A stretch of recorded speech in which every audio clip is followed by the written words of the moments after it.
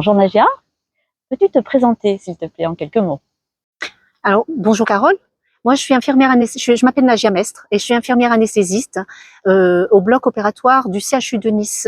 Et j'y suis depuis très longtemps et j'ai été formée à l'hypnose et plus particulièrement à la communication thérapeutique depuis une quinzaine d'années déjà.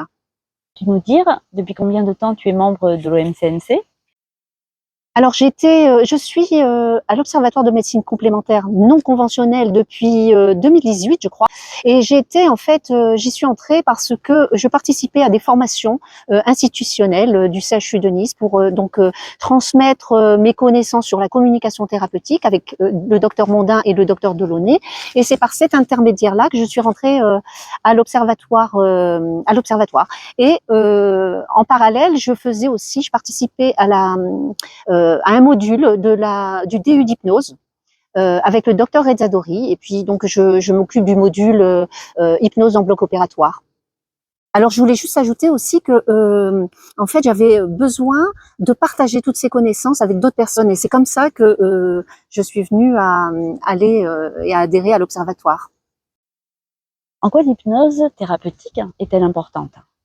Alors l'hypnose thérapeutique, la communication thérapeutique est très très importante pour moi parce que c'est plus qu'une technique, c'est un outil précieux qui va permettre de prendre en charge les patients d'une façon différente, d'une façon plutôt personnalisée et peut-être à mon avis plus humaine en fait et dans sa globalité. Et ça permet également de faire appel et de montrer au patient qu'il a des ressources internes qui lui sont propres et pour lesquelles il peut faire appel quand il le désire.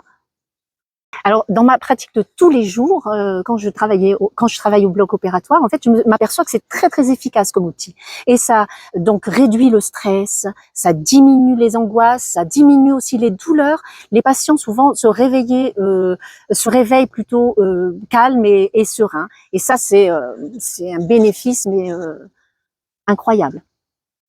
Alors comment vois-tu un petit peu l'avenir du soin ou quel message souhaiterais-tu passer? Alors moi, je suis convaincue de l'intérêt d'une médecine intégrative et de la prise en charge des personnes dans leur globalité. Donc c'est ce qu'on appelle là une santé, One Health, où on prend en compte l'humain, l'animal et son environnement. Et je pense que la médecine, les médecines complémentaires, donc telles que l'hypnose, la méditation, le qigong, le yoga, etc., et plein d'autres qui sont très peu connus, vont enrichir une médecine complémentaire.